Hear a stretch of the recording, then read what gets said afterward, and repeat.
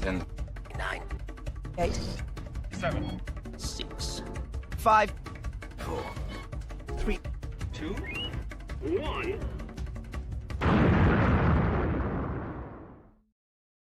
All right, everyone. Hey, We have hey. Maria and Meredith in the Sky Chat. Woo-hoo.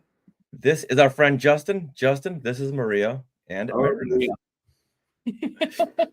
All right, so we're going to begin our Indiana Jones discussion in a couple of seconds. So Yeah. if anyone has anything to share, please go ahead and do so In the comments. in the right? comments. Yes. Okay. All right. So we are Hmm, recording. So Richard, hold on. Let me make sure of our Test, levels. test. You're all set? Testing says tote. Tote testing. Tote. Tote testing. Okay. Marion testing. Marion. All right. Not the same Justin? one. Yeah, let's do something that rhymes with J. Say. Hey, Or we need alliteration. go Bay. Maria says, hello, Justin. Hello. Hello, Maria. How are you? And she's saying it just the way Seinfeld would greet Newman. Hello, Oh. Justin. Nice. Hello.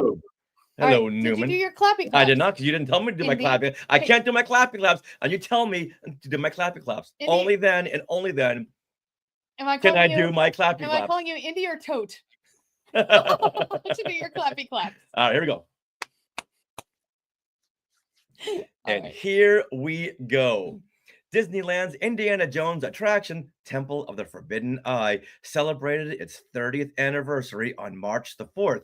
Special guests were in attendance to celebrate the big day, along with our good friend Justin, is I it almost the said John Smith. It Justin, is it the 6th or the 4th? was the 4th, right?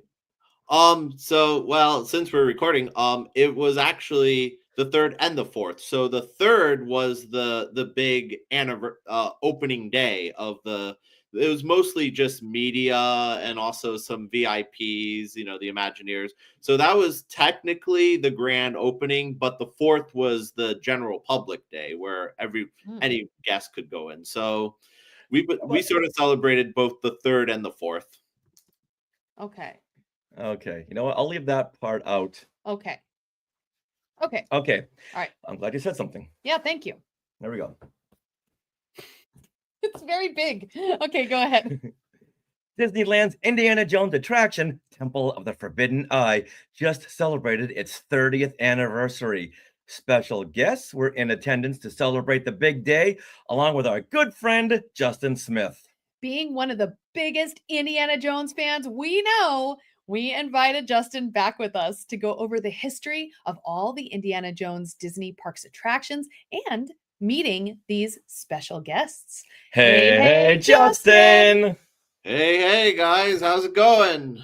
I love it. You got your announcer voice Yes, on. I love and Wow. hey. Yeah. Good to have you back. You were on episode 472 when you were telling us all about your Indiana Jones San Francisco location breakdown, all those places you had went to, and we were experiencing Very jealous. Yeah, extreme FOMO. Mhm. I'll try to use the word FOMO correctly. Well, you have been to San Francisco. Yeah, We just not have. on the Indiana Jones tour, which seemed awesome. But now your adventure continues, and you met some new friends last week at the 30th anniversary celebration. Yeah. So who were these big guests, and tell us about that big day? Well, last week was pretty insane. Let's start out that way. It actually started, in my mind, on Sunday, March 2nd, because that was Adventureland Day. We should mention that. And That's right. I happened to see two guys named Richard and Sarah. So Hey, Hello, we guys. we're all wearing the same outfits too. We haven't taken them off yet. yeah, Nice. so how'd you enjoy Adventureland Day? Oh, well, it was so fun. Like we just love celebrating with you know what? It's really fun to go to Disneyland and see everyone all dressed up in kind of their Adventureland garb. Or we see lots of Indiana Jones people, we see some Marion cosplayers. We see people dressed up as like tiki, Some really- short round cosplayers, Yeah. some Dr. Henry Jones Senior cosplayers. just lots of khaki, And- lots of fedoras. And then you were saying, hey, this week is the 30th anniversary, and you're telling us all about it. Unfortunately, we couldn't make the little, it was more of a fan celebration, wasn't it? Yes, it was. So Disney didn't do a ton to celebrate the 30th anniversary of the ride. They did, as a matter of fact, release these two pins.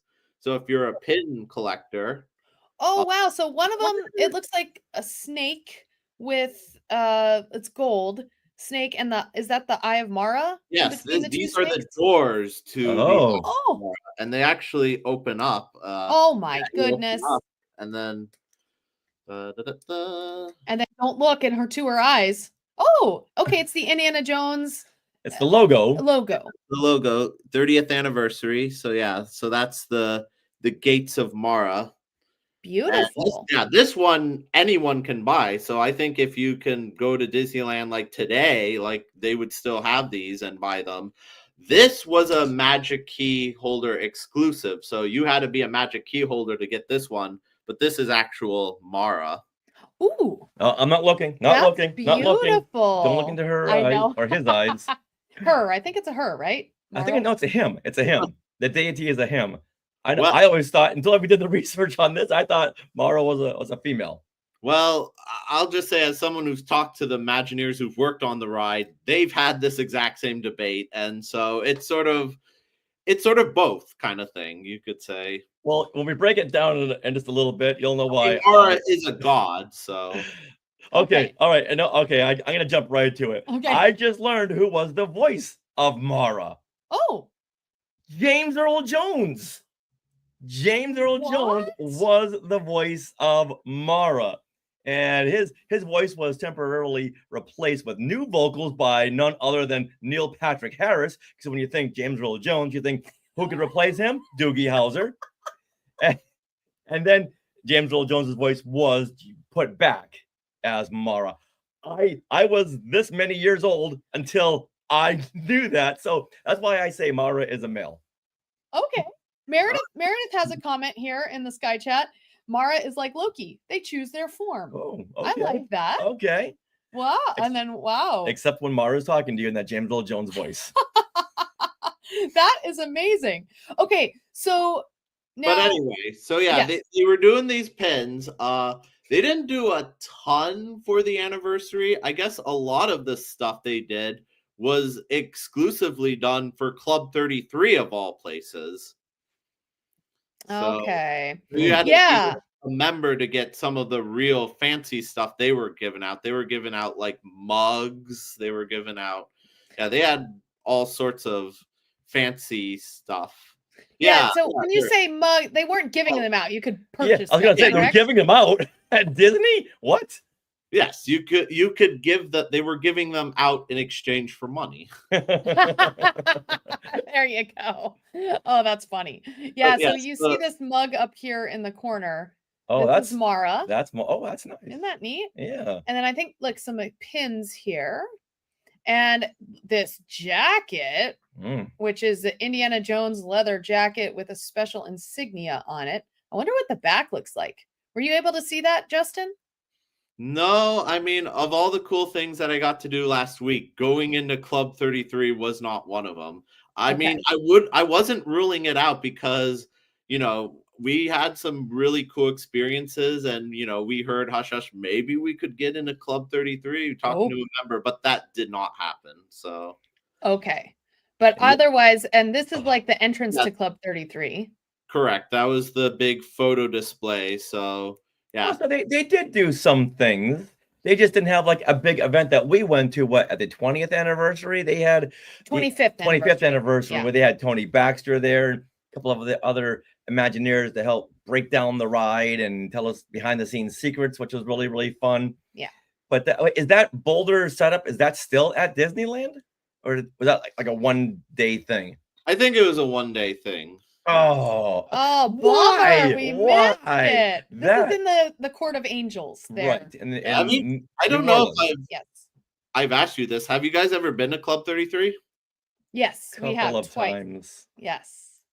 Yeah. Okay, Do, well, do not experience FOMO about this, okay? Well, it's fun to go to once, definitely. I think our first time was amazing. Our second time, not so much. So it just kind Yeah. of depends on your When the experience. whole meal was preceded by the waiter saying, "I'm pulling a double shift. I am exhausted. So what can I get for you people?" That's not the way to experience Club 33. We're on a podcast, so I'm just putting it out there. I'm 33 now, so if anyone out there is listening and a member and can get me in, please contact me. Aw.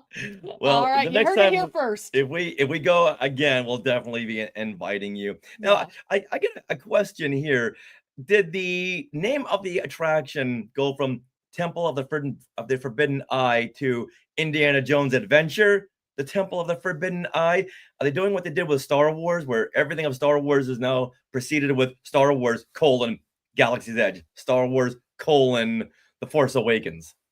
Yeah, well, Indiana Jones Adventure is sort of just the go-to name, that it's just easier to print it out on all the maps and the logos and things like that. So Indiana Jones Adventure, but if you still go to the ride, it still has the sign Indiana Jones Adventure Temple of the Forbidden Eye. So I mean, it works either way. I mean, the whole Disney Adventure, I think it's just easier for branding, kind of like how they dropped the apostrophe S from Disney. So it's kind of one of those things.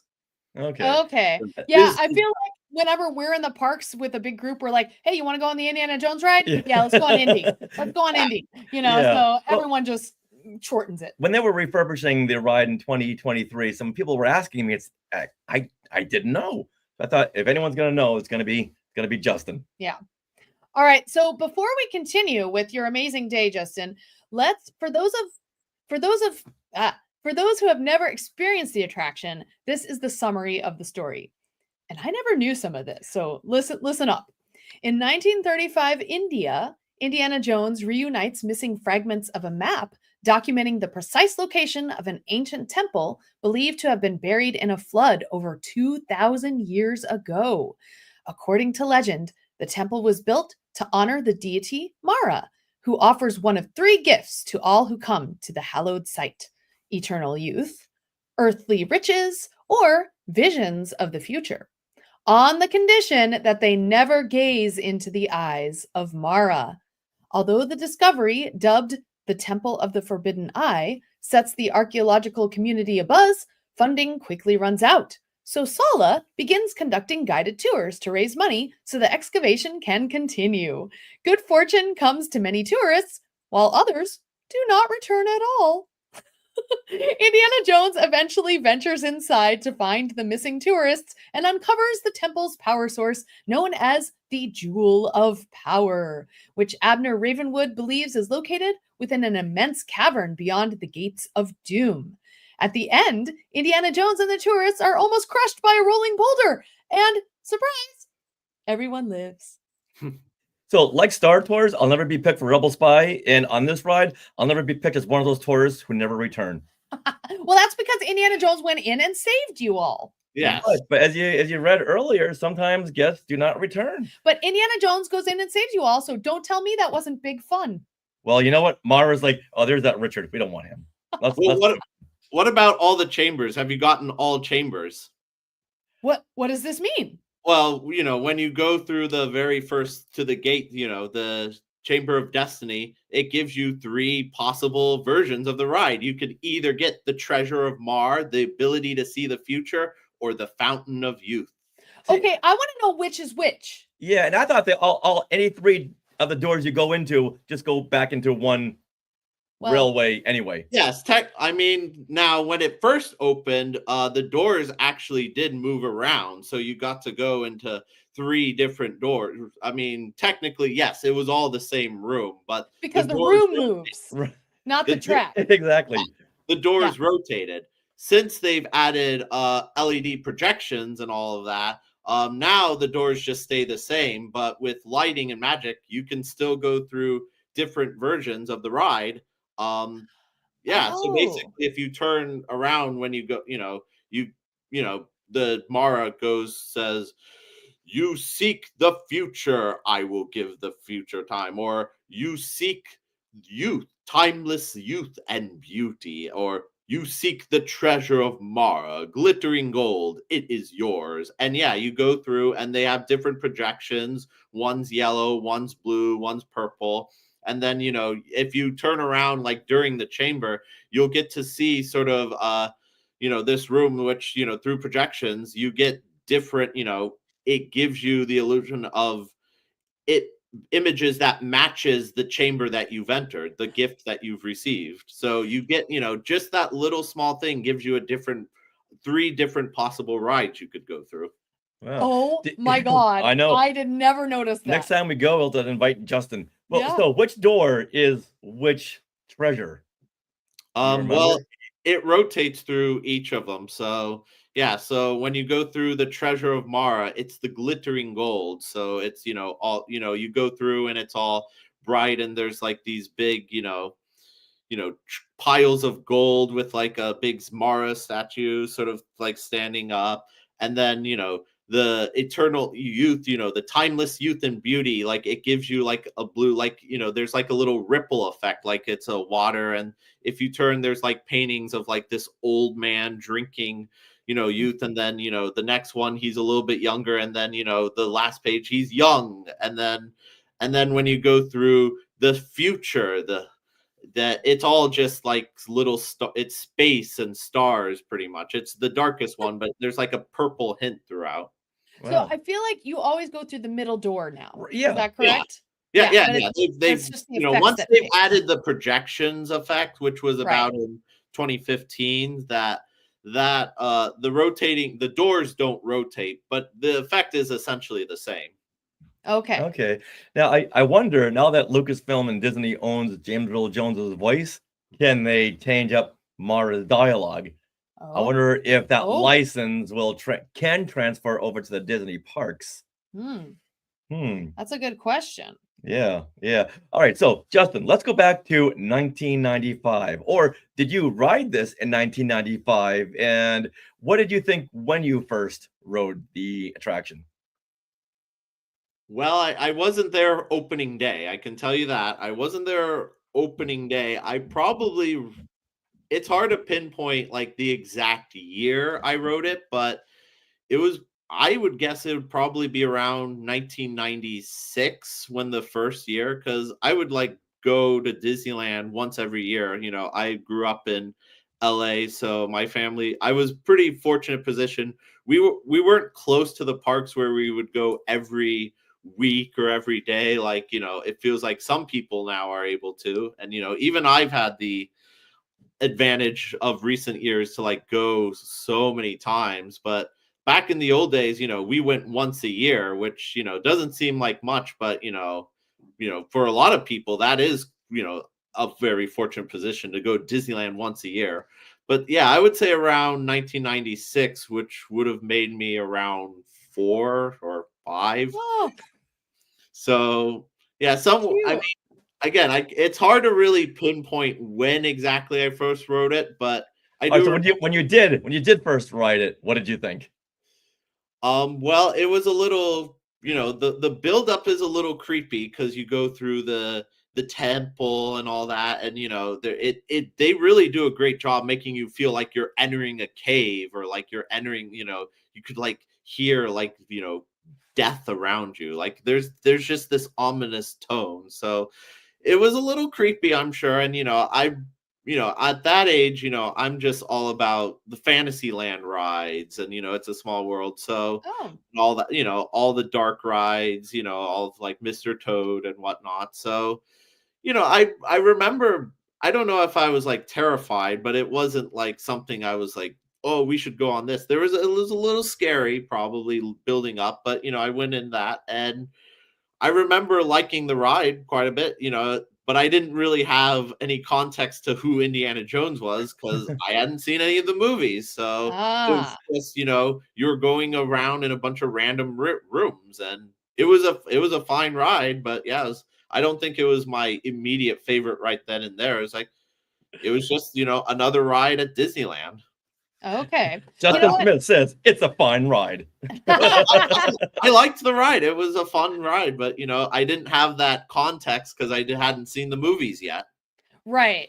So now, as we're answering this question ourselves, those of you in the Sky Chat, we want to know, what are your first impressions or reactions to when you rode the Indiana Jones attraction? Any of them? Well, Maria says my first time was frightening. LOL. Yeah, I mean, it is one of the most intense and scary rides in the park. It's up there with, I guess you could say Haunted Mansion with the sort of creepiness. I guess. All right, Justin, right now you got this mood lighting going on. I think it's the back. I could, the computer probably in the. That's okay. Oh. Yeah, get onto a page with a lot of light. Go to sunrise.com if there is such a thing. Yeah. Okay, we just want to see you. Yeah. Yeah. All right, Sarah. Okay. Tell us when your first time that you went on the ride and what you thought. Okay, my first time was 1999. This was my very first visit to Disneyland proper with my parents the day before I started college at USC. I wanted to make sure that we went to Disneyland. We entered the park and made a beeline for Adventureland and this very ride. It's our first thing we did. I was so excited. I loved the whole experience. And I remember most the queue because it was so detailed and I wanted to really slow down the line and look around. I think at that point they didn't have fast passes. So you actually were waiting in the queue. And I just had a great time on the attraction. So much so that when we got off, we immediately went to that indie themed gift shop right there in Adventureland and bought this very hat, which has the Indiana Jones pin on it. So you can tell that this is the actual correct Indiana Jones hat that you buy at Disneyland. And I love it. All right. Ironically, mine says Star Tours.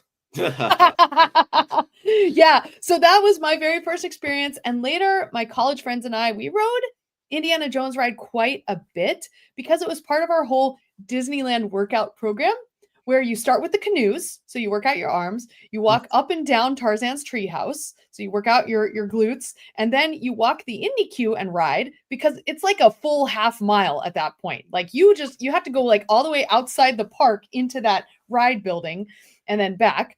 And then we go to Innoventions and do Dance Dance Revolution. And it's like this Disneyland workout we came up with. It's pretty fun. Disney, are you listening to this? Another great idea, a Disneyland workout. It is. Yeah.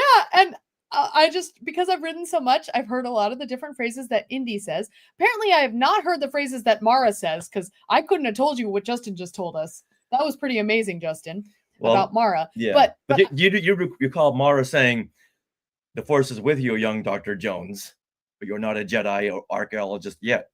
You do remember that part, right? That would be amazing. That would be amazing. That would. I'm not making that up either. But what I do remember, Indiana Jones, of course, speaks to you several times during the ride. And my favorite is at the end of the ride when he saved all of us. And he doesn't say it all the time, but occasionally you'll hear him say, "Don't tell me that wasn't big fun." It just cracks me up every single time.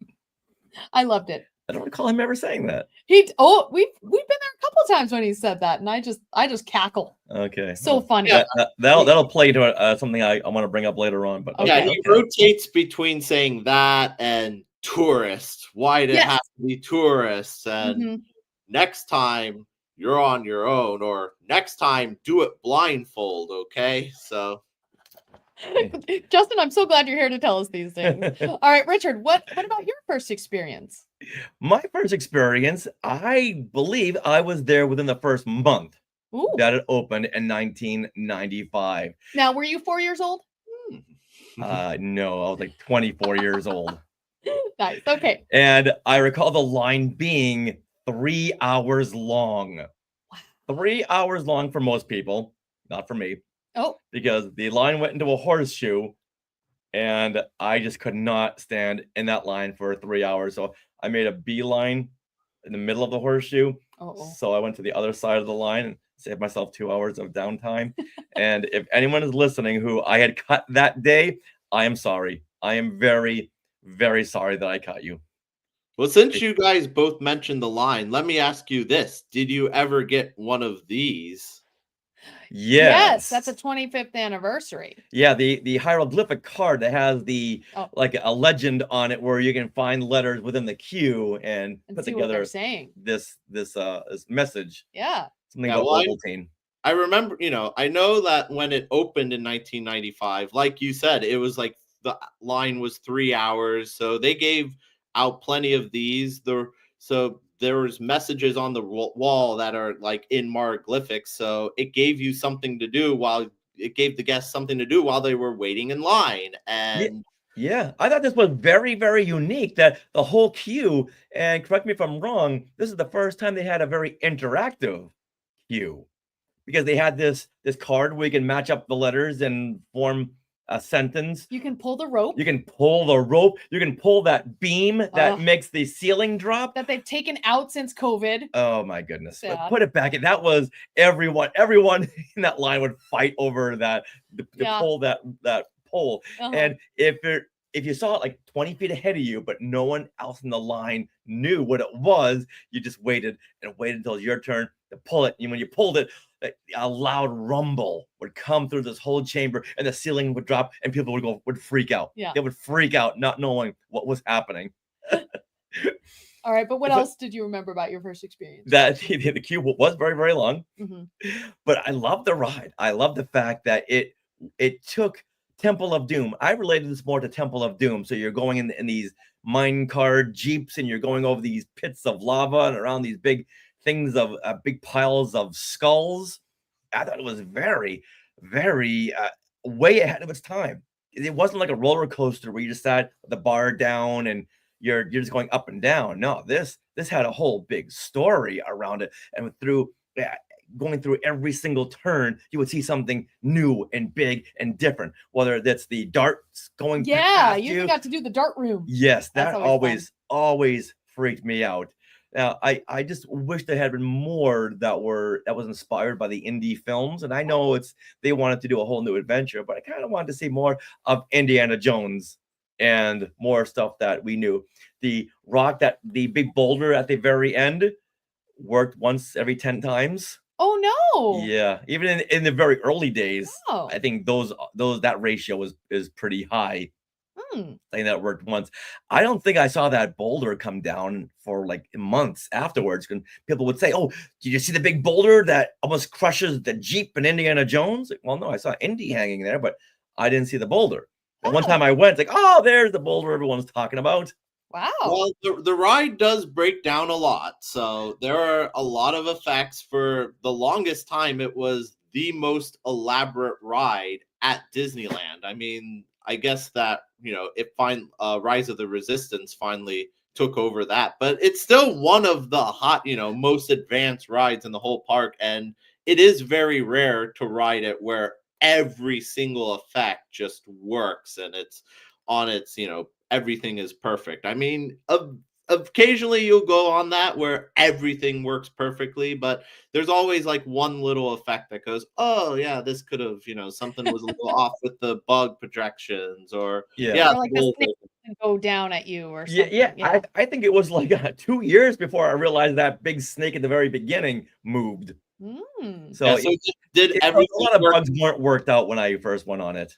Well, what about you, Sarah? Do you remember everything working out in 1999, or when you? So I think I was just so overwhelmed with my first experience at Disneyland that I don't remember specifics of that particular day. But I do remember I always like to sit on the right side seat of the Jeep in the front, because that's where the snake really comes down at you and you get Mhm. a good thing. So I think that always worked for me. But I'm always noticing new things about the ride. Like, I think when they did that refurbishment last year was when they really upped the fire and the lava look down below. That was in So- 2023, right? Oh, is that when it was? But Yeah, when you look, 2023 they reopened it, and one of the effects they got rid of was the rat effect. Do you remember that one? Yeah. What do they have now? Right now, I guess you could say it's one of the spirits from the Chamber of Destiny. You get a little when you go in. Well, when you go in the dark, it used to be just total darkness. Now there's like a little electricity, kind of like one of the that from the door that like Indy's closing, and you get a little spark, da-das, and then you see a little bit of that right as your engine stops, and then you try to buffer, do, and then once it gets going, in place of the rat effect is now you see like a little room where you get to go, kind of like to see the room, and then you see sort of like a cave in where like it all collapses, and then That's it. you go towards it's like, oh, we could go this way. Oh no, it's collapsing. Nope. And then you turn to the dark room. So And the rats, they ran by your feet, right? No, it was like that was Honey, I Shrunk the Audience. Oh, Yeah. that was something. no, yeah. the rats. It's like you went through this scrim that the rats were like on this scrim, right? And Yeah. then the Jeep went through it, so it's almost like the rats would like come down on you. Yeah, it was On your sort of face. a holographic. It was a projection of. Yeah. I have no memory of this, so I don't think I ever No, I worked. really liked It- the it was- rats. Yeah. It was probably the weakest effect, and yeah, because But we've got to give it the credit where credit is due. This like Rise of the Resistance has got so many parts to it that it's inevitable that something is going to break down in it. But just that big, like you were saying, that big room with what they really pumped up the fiery effects. Just that one cavern alone is worth the price of admission. Yeah. That's all. That's always Well, working. just turning the corner into the la la Yeah. la la. Oh, the soundtrack. Yeah. It's really amazing, and the fire's going in the eye of the Mhm. giant hmm yeah, Oh yeah. skull. It's so cool. Yeah, well, that whole main cavern is just It's is great. breathtaking. Yeah. Now, Harrison Ford recently said on the Jimmy Kimmel show that he still has not been on this attraction. What? Do you believe that? Well, I think he also asked him if he'd been on the Star Wars rides as well, and I Yeah. don't. Yeah, he said no. I mean, he didn't really. He was sort of jokingly Harrison Ford, like in his like moment with Jimmy Kimmel. I don't know if he got, he got really all elaborate, but it wouldn't surprise me, because how often does he go to Disneyland? Right. And even if he did, I think he'd want to stay far from his particular the ride that where he's attached to. Or Well- it might just be because that lackluster Indiana Jones animatronic. The last time he was there was when Galaxy's Edge opened. That's true. That's So very, did very ride true. Smuggler's Run. Yeah. Well, did we ever see him on the actual? I think Trisha did. Okay. All Yeah. right. Then there, Really? We saw him. there you go. But he has never been on this, and I wished he had more of an involvement in Yeah. in this attraction. The animatronic. Oh, I've never thought this was worthy of an Indiana Jones attraction. It just fell so far below. The face was always very rubbery, and the dialogue never synced up to his mouth. And the dialogue was by someone named Dave Temple, who I looked online, and he has no other credits aside from this. And I recall the week that this ride came out, he put an ad in Variety and Hollywood Reporter saying, "Thank you, Lucasfilm, for this incredible opportunity. Let me know if you need anything else." Oh, poor Now, guy.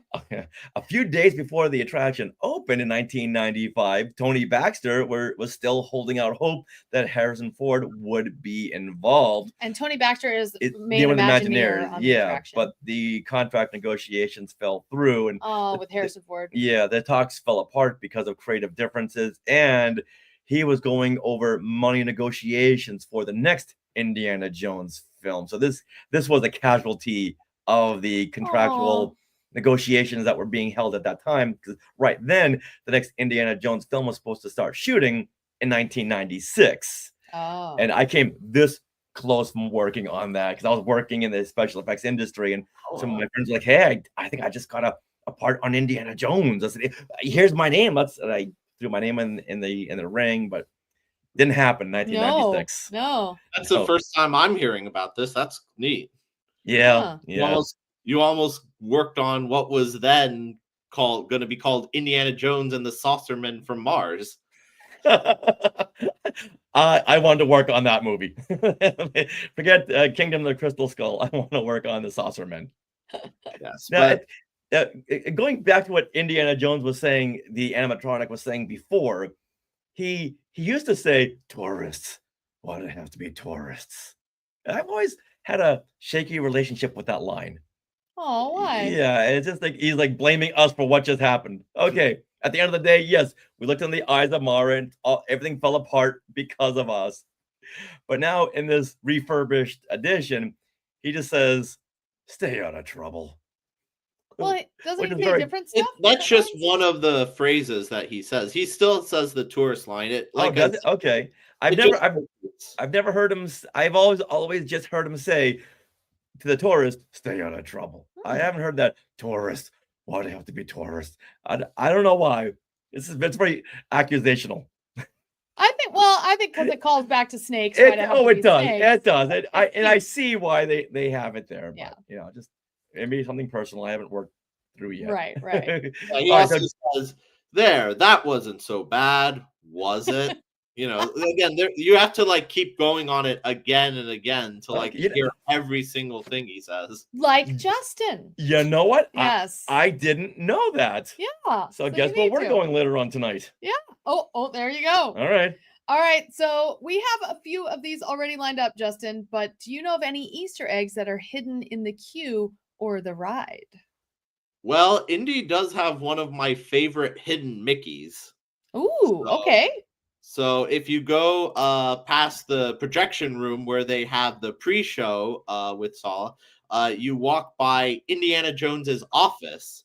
And so if you look into the office, there's all sorts of like cool little, like a vintage radio, 1930s radio, and I think a 30s telephone. And there's also the map that's really cool of like Mara. But one of the things, if you look on the table, is a vintage Life magazine from the 1930s, which actually has Mickey and Minnie Mouse on it. Oh, that's so cute. Hey, Jason, That's amazing. Justin, are you available tonight to go with us to Disneyland? Because you got to point out all this stuff. Um, I didn't notice yeah, that. yeah. When does the park open or close? Is it midnight? Might be 10 Yeah, p.m. or midnight.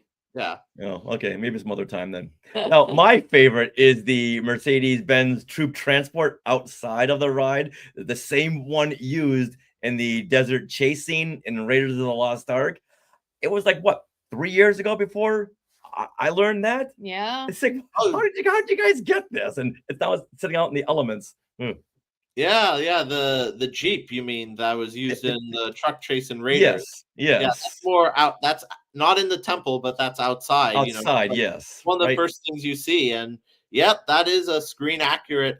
They actually used it for like a number of movies, like and TV shows, but like Raiders was the most popular, and apparently, like they were doing some, investigating, and they found like the actual Jeep, and they decided to, purchase it and display it in the queue line because. Okay, so it's not the actual Yeah, Jeep? it is. It's the actual screen used That's truck. what I thought. Yeah, That's what it I've was always... used in a number of movies and shows. Okay. Like And now Raiders was the most famous movie it was on, and then one of like the Imagineers, like I guess, found it, like doing like prop scouting and things like that. Oh. Is there a plaque Yeah, it there was- that says this? Huh? Is there a plaque that says this is the screen used truck? No, it's mostly just for in the know for the fans, and I think the way you could tell is that it's a Mercedes, but it's missing that little logo that he's sort of snapped off. Ah. That's back in Cairo. That's To be funny. fair, when they found it, I think it was mostly, they had mostly repaired it like since then kind of thing, but they changed it to make it resemble like that truck when it, from Raiders as much as possible. Oh, so Harrison Ford touched that truck. Yes. Oh my goodness. Oh. Now, also, isn't there a Temple of Doom mine car somewhere in that area? In the There is a outside. mine cart. Yeah. Oh. Where do you, I've never Near seen the this. truck? I don't know if it was actually in Temple of Doom, but there is like a minecart, I think, in the queue line. I know there's one in the queue line. Maybe that's the one I read up on, but I read that it was a screen used mine car from Temple of Doom. Is it the mine car this- where the whole rope is on? That's what I thought, right? And that's inside. Yeah. But what I read is that this mine car is by the truck Oh. outside. Yeah, there is, like, I could show that, but to you guys. But yeah, Okay.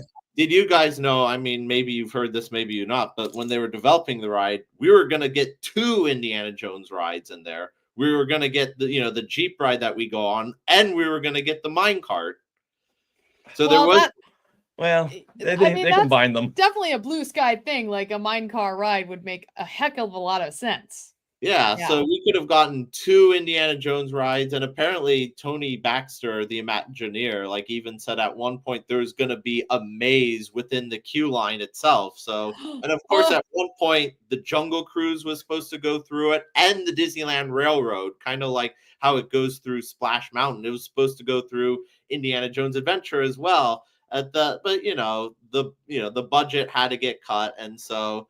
It's weird because you don't necessarily think Indiana Jones Adventure like suffers from budget cuts, but they had really big Big imagine- plans, yeah.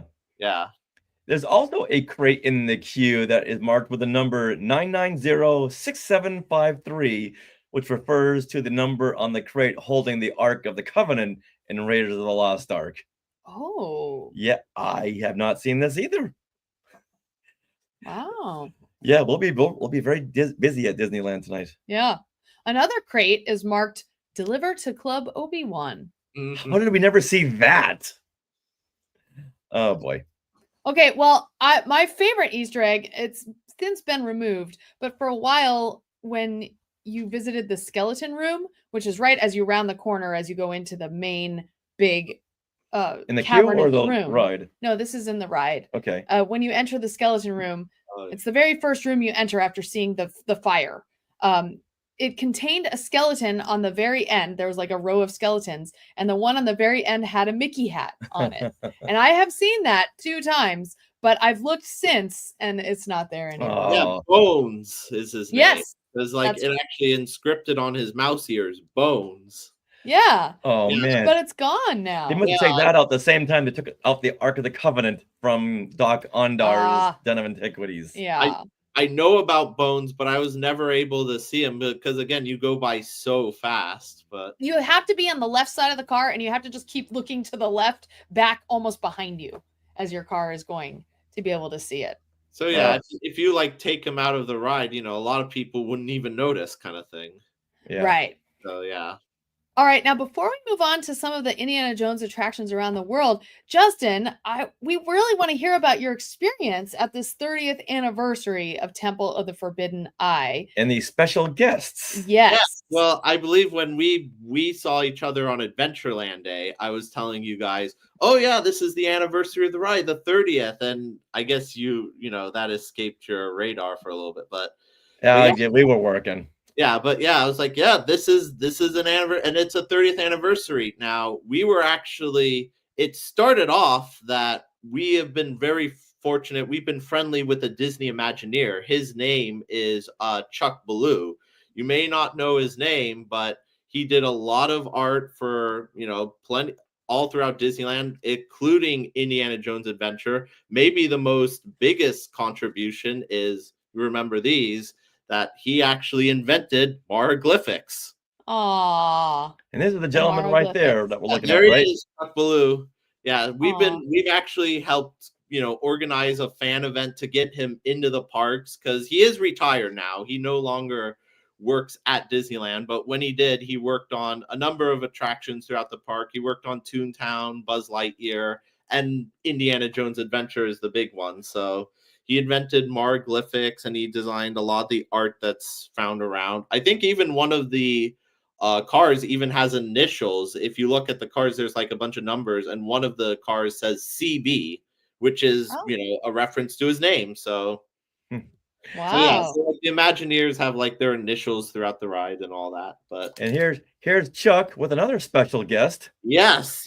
So yesterday, or I should say Adventureland Day, I said, and this is last minute, but I heard we found at a VIP guest, and you were trying to grill me. Well, who is it? I was like, well, I can't say. It's hush hush. But yeah, we didn't really plan this. We were planning just a small little event with Chuck that he would tour, 12 other big indie fans, and we would go around the park, him sharing.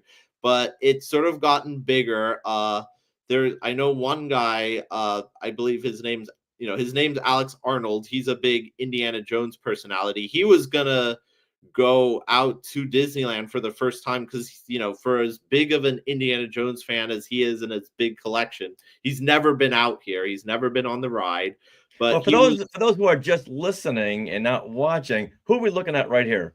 Oh yes, that is Chuck, and that is John Rhys Davies, aka the actor who played Sala in 3 of the Indiana Jones movies, in Raiders of the Lost Ark, Indiana Jones: The Last Crusade, and Indiana Jones and the Dial of Destiny. So he played Sala. Now, please tell me that he had said, "Give him hell, Indiana Jones." Please tell me he said that. In the ride or in the movie? No, just on the day during the meet and greet. Okay, well, I was sort of building up to that we had a very special guest, and so yeah, we were trying to keep hush hush. I found out literally like the day before who it was gonna be. Like, it's like don't tell anybody this, but we got Sala, like himself is gonna be there. So yeah, so what started as a 12 little fan grew to be a 24 group of events. So we were all very excited, and we just said, yeah, we're gonna get a special Lucasfilm guest. So please bring one thing for autograph, and there'll be photos, but like don't overdo it. Just like one, he'll sign one thing to autograph, and and then after that, we were promised he would ride with us. He would go on the ride 3 times so that we Indiana Jones fans could have a chance to ride the ride with Sala himself. That is amazing. Like, let's go back to that picture right there. Oh, let's go back to that one okay. picture there. So what exactly is going on right here? He's touching your face. You could say he's tickling my beard. I don't know if you know that much about John Rhys Davies. He has done a number of conventions. If if you're listening to this anywhere across the country, there's a good chance that there's a convention near you, and he does go to a lot of them. Even though I think lives somewhere in the UK and Europe, he does actually come to the States a lot, and he does a lot of conventions, and a lot of people have reported that when they go for a photo op or they get a picture with him, he has a tendency to want to tickle your ear or tickle your beard, and just that little moment just cracks people up. So even in 2025. Well, you know what? That'll come to an end. away. John Rhys Davies gets away with it. Yeah. I imagine so. So what are we looking at here? What are you having him sign? Yeah, so I actually signed. This is a very rare thing. I bought it from Instagram. It was a profile called Sewer Collectibles. So SEWER. They don't really do a ton of like stuff as much anymore. I think the page is still up though. But I was able to purchase this, which is he made 13 VHS copies of the Indiana Jones opening special. So it included.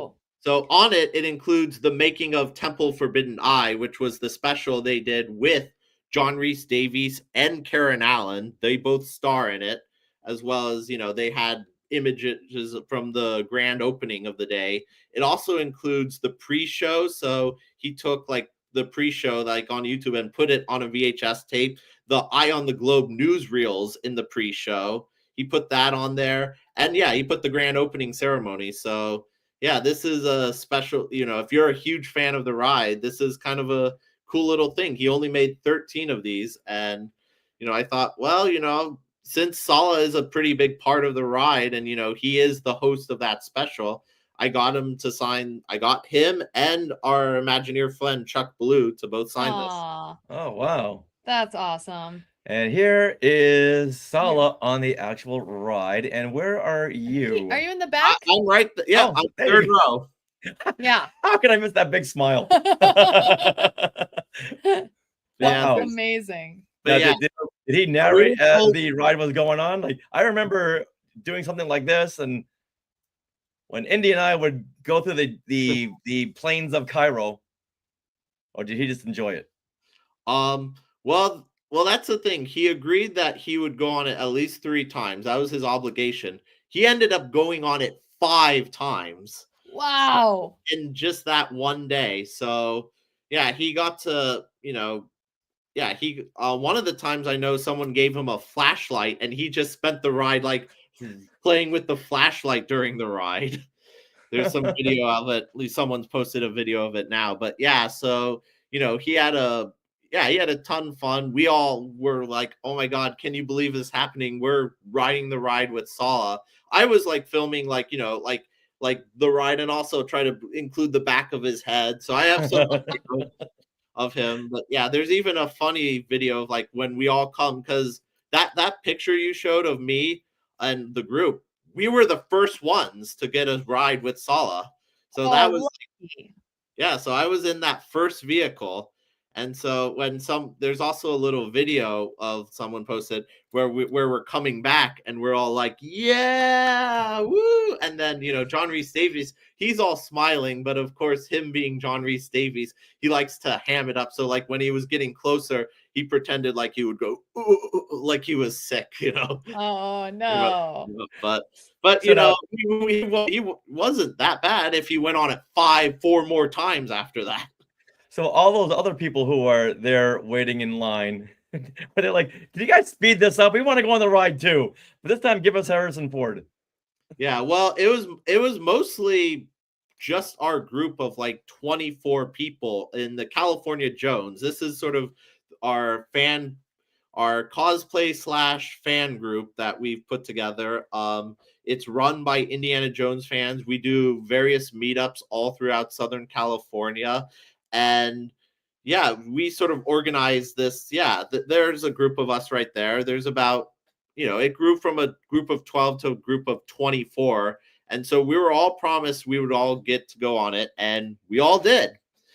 There were also a couple of big YouTubers who were there. One guy named Justin Scard, and the other guy, Fresh Bake, also joined us. They're big YouTubers, so they were documenting this day because they wanted some really big people on YouTube to like cover this event because it's not every day you get Sala to ride Indiana Jones Adventure, and so yeah, so he got to ride with them as well, and some other people who were close to him, like like his agent was there, kind of thing. And so but yeah, he was happy to ride it 5 times. And what was amazing was that really before and after he was posing photographs with like cast members who were coming up to him, like even just random guests who like noticed him, like realized who he was, like they wanted a quick photo. He was happy to stand. Like Aw. he was like spending so much time, like doing group photos, and yet like he even got to sign some stuff. Like someone brought a decoder card and got that signed. I saw one of the cast. That's a good idea. Wow. So yeah, he was, when it comes to like celebrities, like in terms of like giving back and giving the fans a moment, he's one of the best. I mean, in fact, like this actually wasn't the very first time I met him. Like when I got to go to Orlando like last year, I swung by MegaCon, which he was at. That was like the first time I got to meet him. I bought like one of those professional photographs that you just go, and I don't know if you have much experience, but when you do a professional photograph with like a celebrity, it's a very click. It's like, okay, stand here, 1, 2, okay, you're done. Go next one. Like it's very an impersonal setting. Like, yeah, you get a cool photo and it makes it look like you're best buddies, but really it's like a quick and you're done, like out, in and out. But yeah, in this one, I like brought the headpiece to the staff of Raw. So I brought that up and he was like, and he did the like the pose, like, oh, while I'm holding this. And then afterwards, he just taps my shoulder and says, "Well done, Indy. Very well done." Aww. Like even What more can you ask for? even in a very impersonal setting like that, he manages to give you that connection. Like he's just like Well, that's Mr. great. Personable. I love when I hear about those stories from the Yeah. actors. That's fantastic. Whether this ride is working or not, it's still a huge must do whenever Mhm. we go to Disneyland. But this wasn't the first Indiana Jones attraction at a Disney park. No, way back in 1989, Disney's Hollywood Studios got Indiana Jones Epic Stunt Show Spectacular. Now, Justin, have you ever seen Indiana Jones Epic Stunt Spectacular? Yes. Oh, what'd you think? Well, I first saw it in 2004. Yeah, I thought it was a very cool show. I mean, I'm more of a Disneyland kid, so I've been as spoiled because of the ride, but the show is really, really cool. I really liked that show.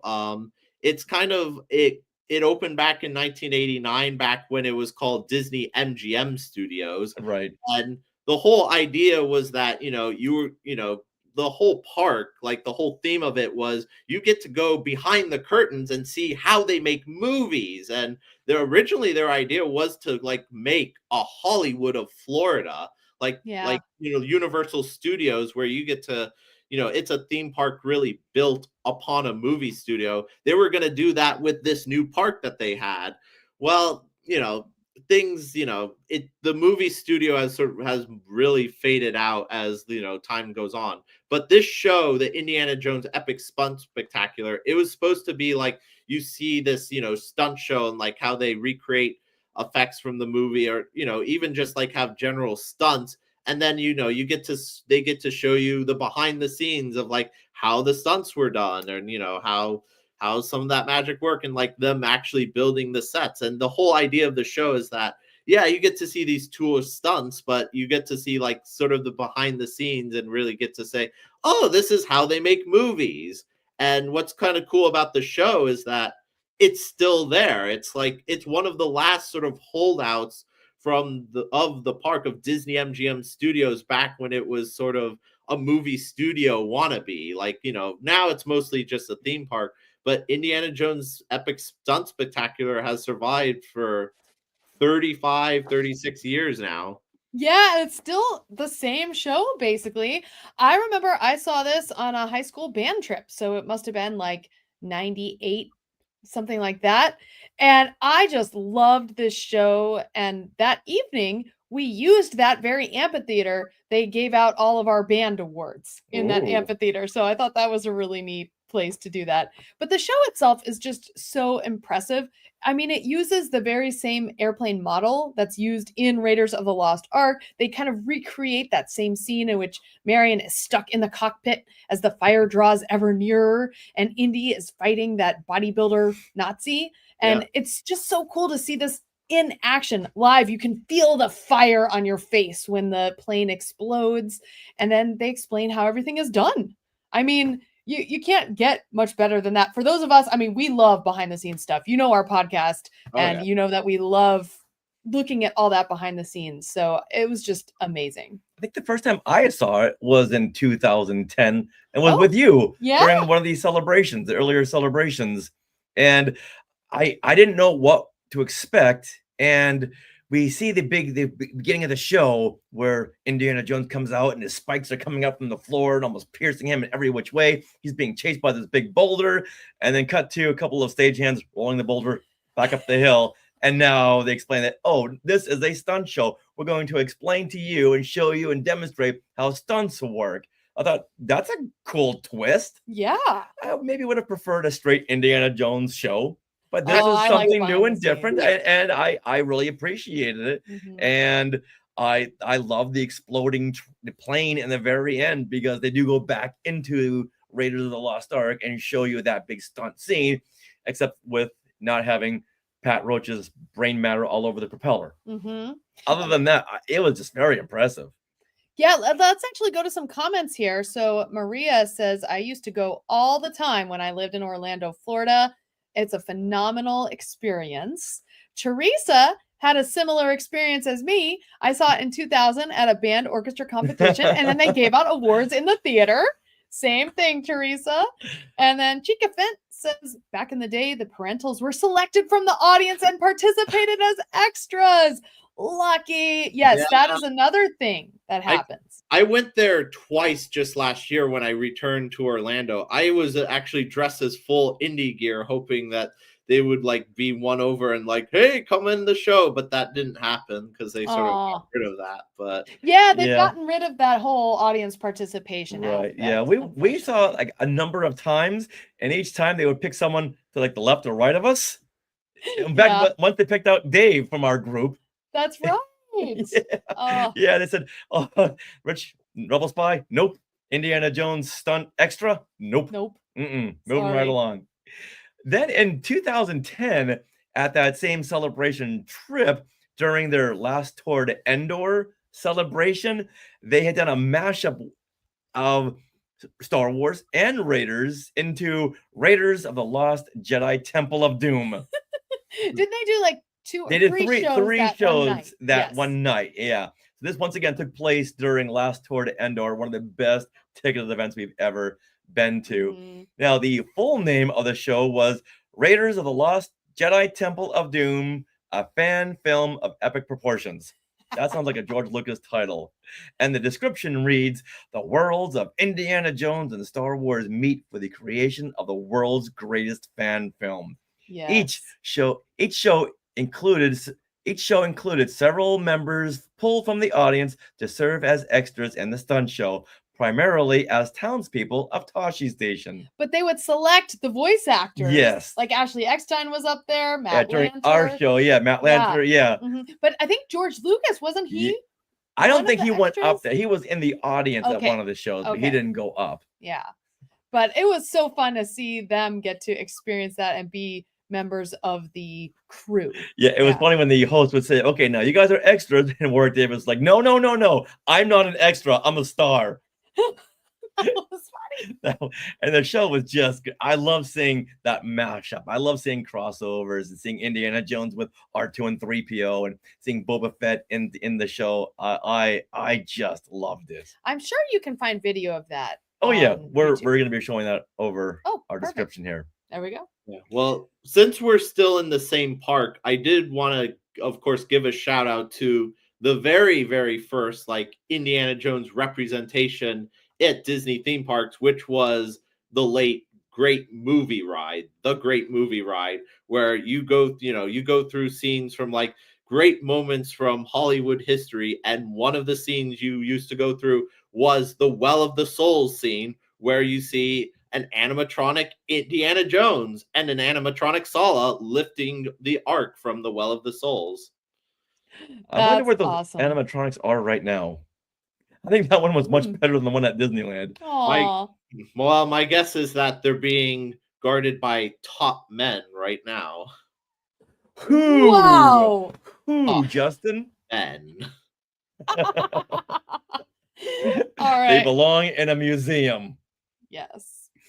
Well, over in Japan, a nearly identical version of the Temple of the Forbidden Eye opened as the Temple of the Crystal Skull in September of 2001 at Tokyo Disney Sea. And this is 7 years before Indiana Jones and the Kingdom of the Crystal Skull film.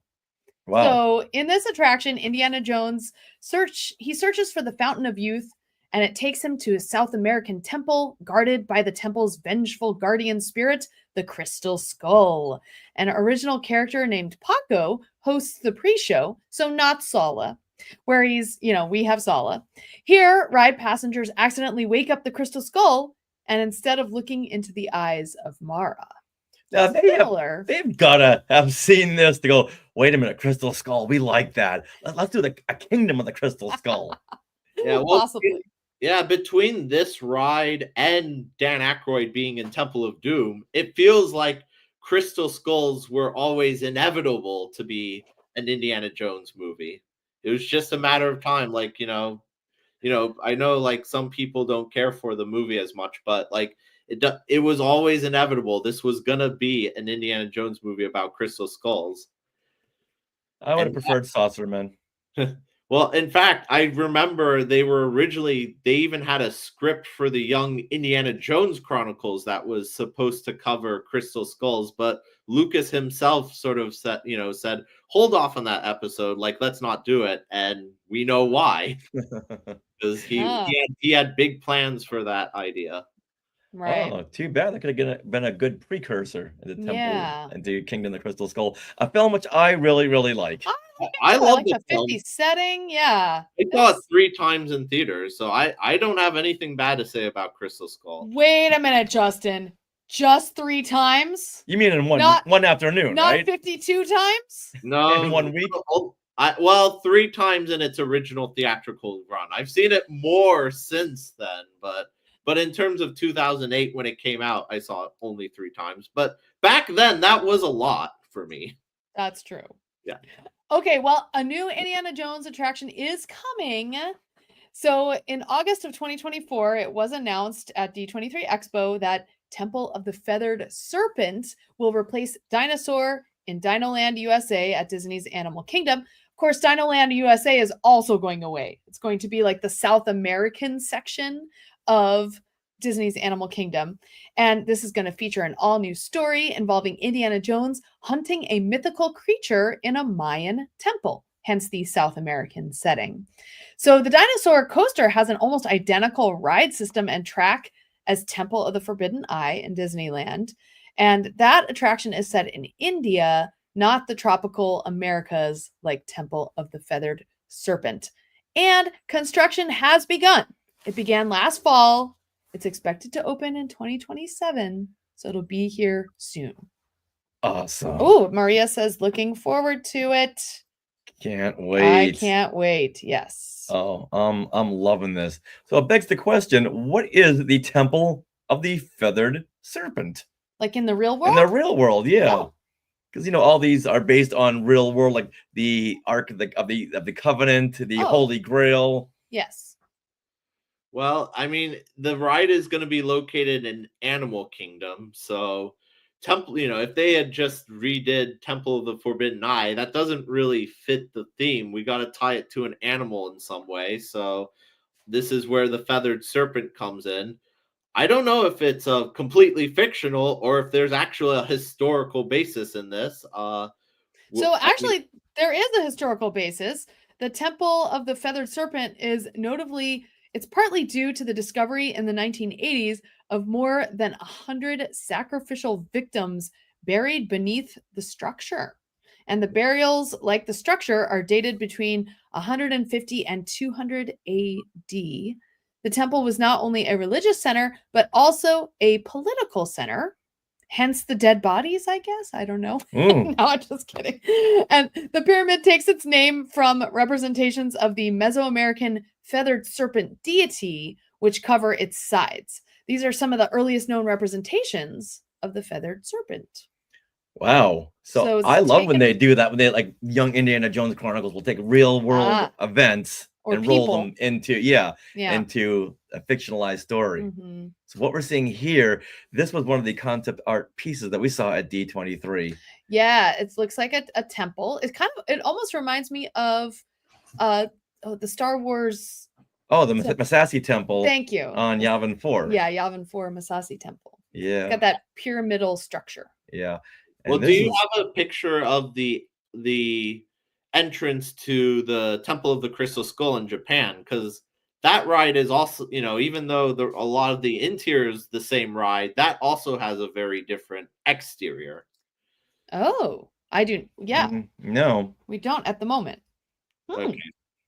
Well, this is some concept art. I think that's the feathered serpent right there. This green creature. It has like 4 arms almost that have feathers on the ends, Yeah. right?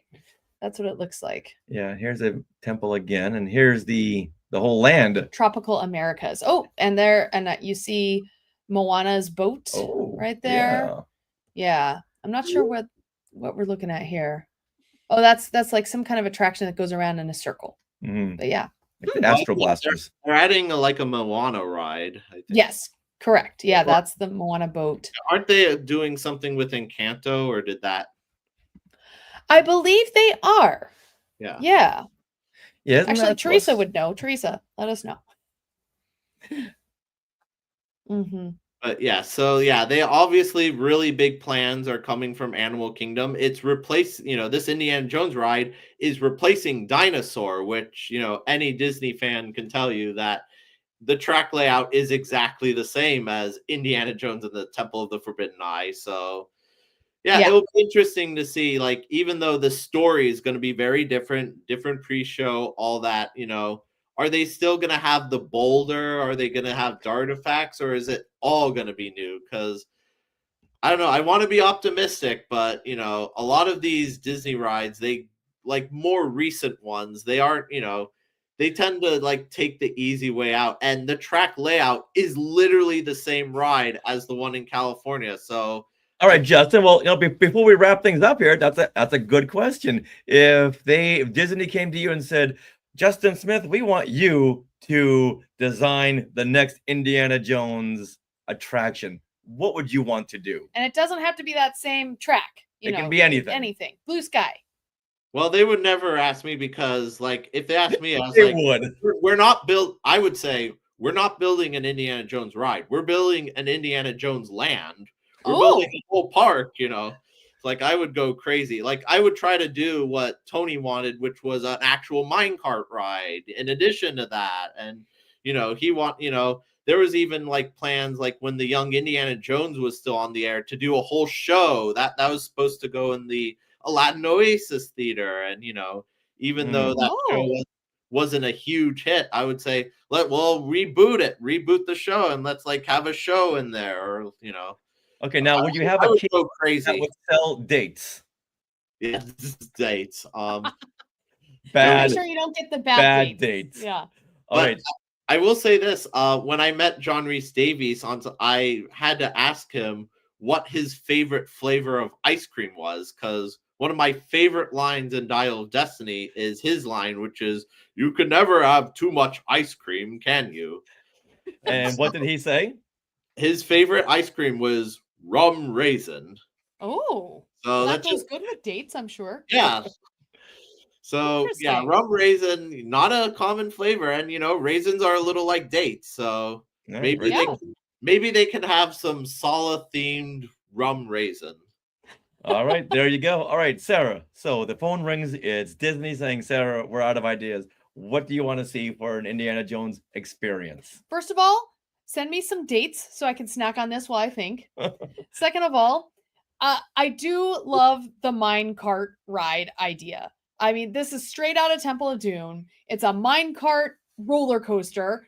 In the words of Willie Scott, played by Kate Capshaw, I'm right here. A minecart ride in a mine. You're flying over lava. You're trying to find Sankara stones. Along the way, you free some prisoners. Just recreate the movies in real life. That's all fans want. And I would love it if Indy were voiced by Harrison Ford. Please. Well, you know what? There's not another Indiana Jones coming up, so there's no more contract negotiations. Yes. But maybe shrinking season 3 is going to get in the way. We don't know, but Better not. Well, his let's- voice sounds a little different now, too. Yeah, Well, that's very, you know, very true. since we're talking about cast members and all that, I remember back in the expo when they were doing all these announcements, one of the people who was there was Ki Hugh Kwan, who played Short Round in Temple of Doom all those years ago. And, there was some speculation like, oh, why is he here? Could he have something to do with the Indiana Jones ride? I don't know, like, if they can make that work, but, I love that guy, and I would love to see him, be involved in some way. So Even though he's hot right now, I'm sure he would say, you know what? I don't want any money. I'm giving back to the Indiana Jones community. Oh, he loves his fans. Now, like you, I want to see Indiana Jones in my Indiana Jones ride in the best of. I want to see a ride that it's just like Star Tours. We can go in and out of different locations. I want to see the best of the Indiana Jones films. I want to see more rolling boulders. They're chasing the mine car or the Jeep, whatever you're in. I want to be chased by that big boulder. Like Maria says here, please keep the boulder. Yeah, yeah, I have to keep the boulder. I want to see exploding trains. I want to see human sacrifices, dogs and cats living together. I want to see mass hysteria, and I want to see maybe at some point they'll tell us in this attraction that I'm conceiving right now. They'll tell us how the Mads Mikkelsen character survived at the beginning of Dial of Destiny after he was hit off the train. How does he have a head left? I don't know, but maybe this new attraction can answer that. I love that, and I hope I would love to see Marion on an attraction. I want to see Marion and Willie Scott. Yeah, well, I don't know if I want to see that, but I would love to go to Club Obi-Wan. I would love. Oh, that would be great. I mean, that would be if they can build the ballroom scene from Beauty and the Beast and make that a restaurant. Where's our Club Obi-Wan? Absolutely. You know what? We're gonna land right That's here. amazing. Someone, okay, we gotta wrap this up because Yeah. we're gonna call Disney when we're at Disney tonight. We're gonna knock at the door and say, "Give us management. We have some ideas." Justin, thank you so much for joining us and sharing your incredible day with Sala. Yay! Thank you for having me. I could talk about Indiana Jones all night, but I'll take an hour and 15 minutes. That's great too. All right. Well, where can our Skywalkers find you on social media if they haven't already? JJ Smith Entertainment is my Instagram. I have a number of YouTube videos. If you want to go YouTube, I believe I'm JJ Smith Media. So you could look me up on Instagram or YouTube. Those are the big ones. Excellent. All right, we gotta wrap it up by saying, "Give him hell, Justin Smith." Give them hell, Indiana Jones. I like mine better. Well, I was trying to get you in there, okay? I was trying to get you give in 'em there. hell, Indiana Smith. Oh, Going well, back to Maria the loved original. the stream. Thank you, Maria, Well, for tuning thank you. in once again. And thank you, Justin. Thank you once again for sharing all of your Indiana Jones knowledge, not just on the films, but on the park attractions. If adventure has a name, it must be Justin Smith. Thank you very much. I greatly appreciate it. Oh, Okay. all right. Stay on the stream. We're gonna end the stream, you So guys. thank you, everyone yeah. in the Sky Chat. Maria and Teresa and Chickafant. Yeah. Let's see. Awesome, you guys. All right. All right. And Meredith. And Meredith. Okay. Ending now.